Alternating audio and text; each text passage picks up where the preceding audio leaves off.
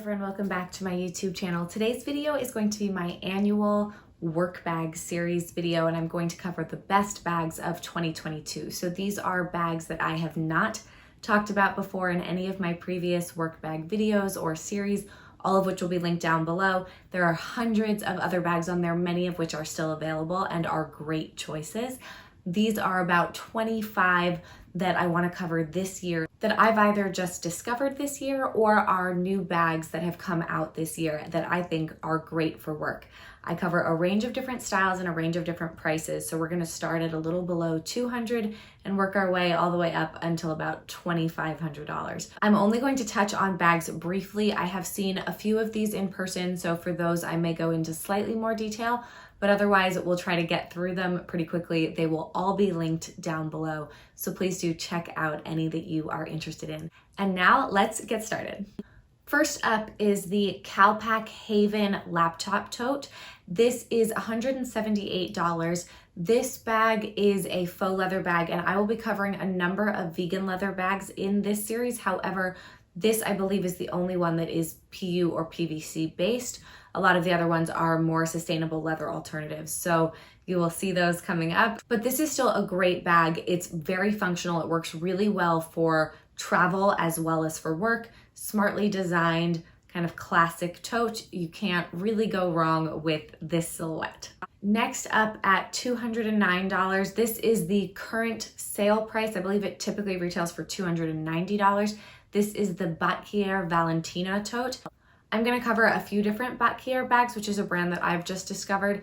I actually really like this bag. This is my favorite out of the ones I'm going to cover. I think that the design is really elegant and simple. The tote is on the smaller side, but big enough for work most of the time for most people. If you're carrying a ton of documents, it might not work for you, but it does work for a smaller laptop or just a couple of different documents.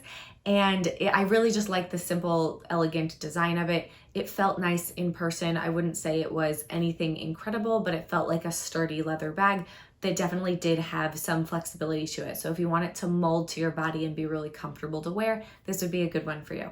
The Baxter Soho tote is the same price, and this one is, and also on sale, just like the Valentino tote. This one is a little bit more of a typical tote. It has that hanging clochette.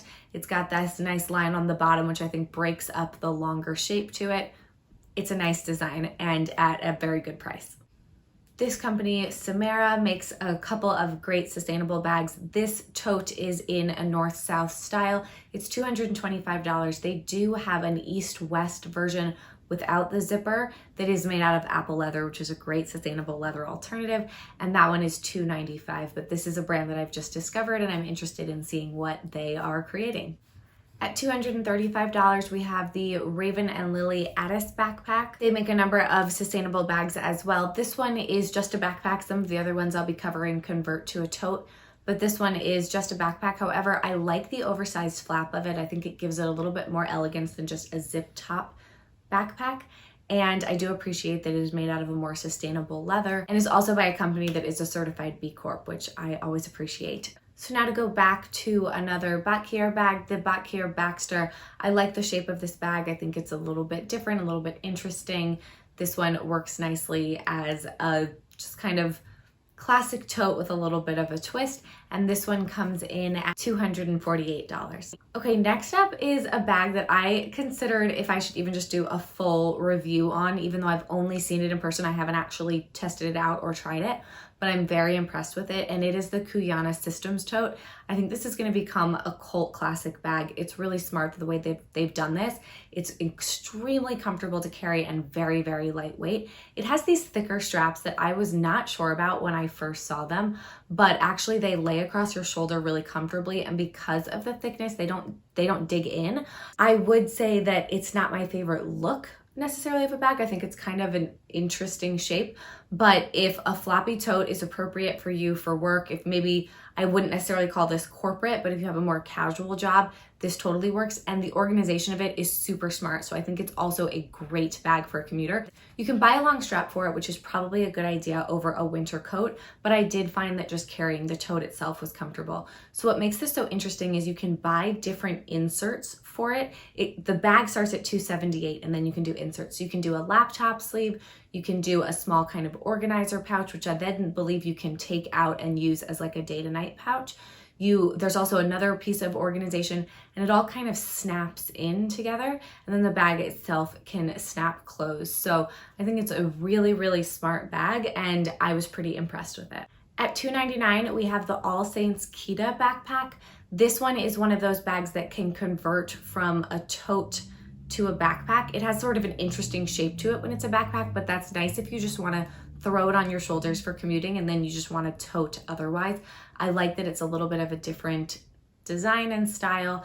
I did find that this one also didn't have a ton of structure in person, but when it's stuffed, it won't be floppy necessarily. So it's got like a supple leather to it, but yeah, not structured, not floppy, somewhere in the middle. Similarly, the Barley multitasker backpack, it's a little bit of a mouthful, is a similar kind of design where it can be a tote that has a little bit more of an interesting, unique shape to it, and then can also be a backpack. This is also by a brand that prides itself on its sustainable initiatives and is sort of an interesting bag. I have another one I'm gonna cover from this brand a little bit further down the list. At $330, the Haan Grand Ambition convertible backpack is another similar design. It's funny how all of these are right around the same price point.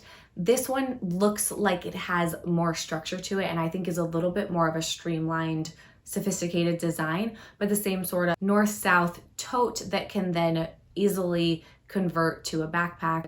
And I like that this one also has a top handle. Rather than more of like a hobo handle, it has just a tinier top handle, which is a silhouette that I prefer more. So I like this bag, another good option.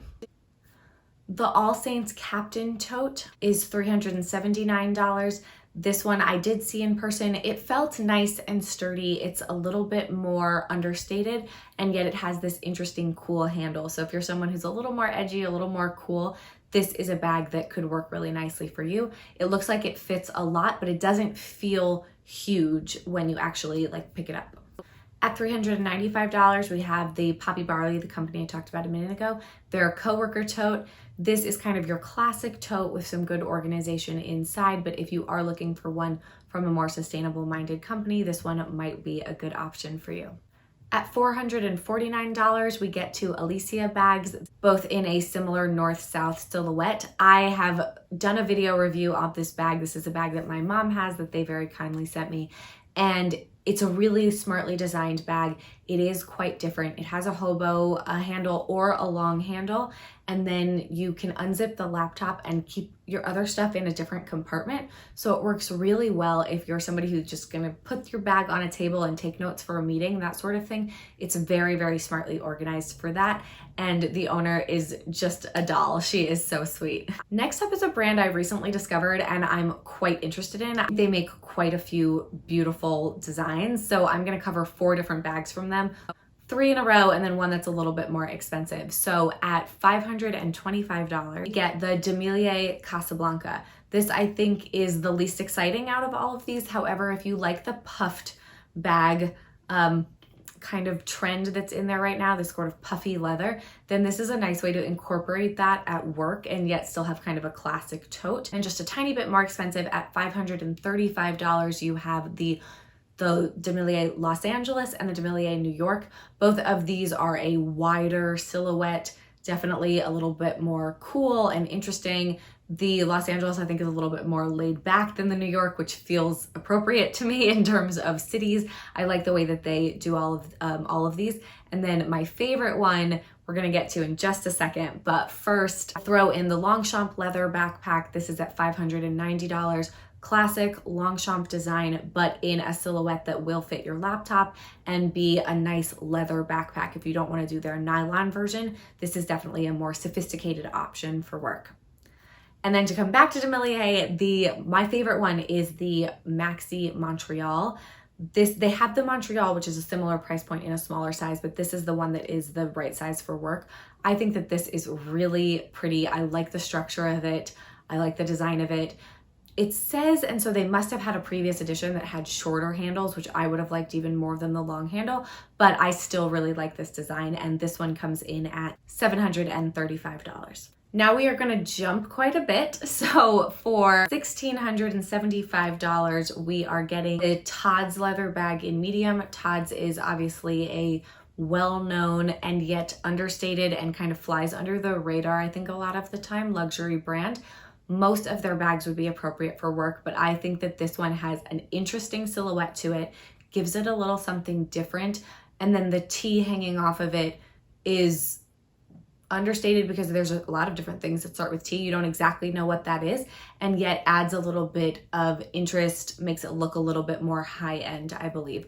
And so I think that this is a really nice looking bag, and I don't usually pay attention to Todds, but this one did stand out a little bit to me. At $1,750, the Burberry soft tote. I did see this one in person. It's a nice big design. I do prefer something that zips at the top, so not something I'd necessarily consider, and I don't love the new Burberry logo. However, if you like the Burberry logo and you like a bag that gets thin at the side, it's a really nicely designed bag that you can fit a lot of things in it, but it doesn't feel overwhelmingly huge when you're carrying it.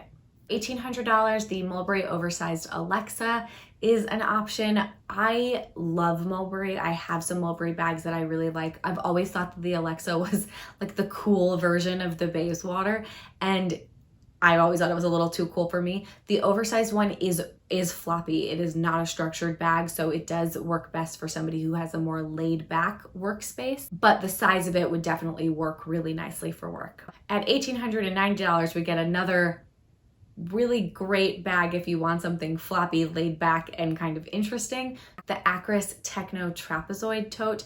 This one kind of folds in all on itself, or it just becomes a big floppy tote. So when you maybe just want to carry a few things, or you want to have the bag look kind of smaller and cool and just different, I really do think it's unique and different. This one works well, and then if you need a bunch of stuff to carry, you can just unfold it and have a big floppy tote. So I saw this one in person. I was amazed at kind of how liquidy it almost felt. Like it really had a lot of play to it, but I think that's what leads it to be a cool and interesting and different bag. The next one at $2,300 is the Levee anagram tote. I was pleasantly surprised by this one in person. I actually thought that it was a really nice bag. I thought the design of it was smartly done. I really like the short handle, long handle, how that all just kind of flops together. The size of it was really nice. And the thing about the Levee anagram is if you don't know high fashion, you're not gonna recognize that. It just kind of looks like a pattern on the bag. And so I think it is definitely work appropriate and a very interesting designer choice. At $2,490, we have the Chloe Monet tote, or money. It's not money, it's M-O-N-Y, but it costs a lot of money. This one is definitely, again, that kind of reminds me of the Mulberry Alexa in even more exaggerated, this kind of like fringy, cool, bohemian sort of style, which makes a lot of sense coming from Chloe. I know that this bag has actually been quite popular for them, but I don't think that it's kind of everywhere. It's definitely got its own target audience, and if that is you, then this is one to definitely check out. I did think it was quite comfortable and pretty lightweight considering it's a nice thick leather. And last up, for $2,590, we have the Alexander McQueen Story Tote. So this is another one that has the short handles, long handles. I saw this one in person. I really think it's an interesting bag. There's something that's different about it. The metal as the top handle works nicely. I would say that it might not be the most comfortable to carry all the time if you put a ton of stuff in it, just because those handles aren't that comfortable, but the long strap works fine.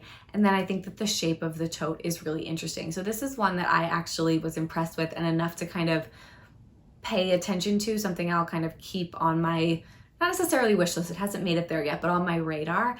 It just seems different and yet still quite sophisticated for work. So that is the last one on this list. Thank you all so much for watching. I hope that you discovered at least one bag that was interesting to you. And if you discovered something new, please do let me know about it down below. I hope you all have a wonderful day, and I will see you in a future video. Please do check out my previous work bag series video, and happy hunting. I hope you find the perfect bag for you. Bye.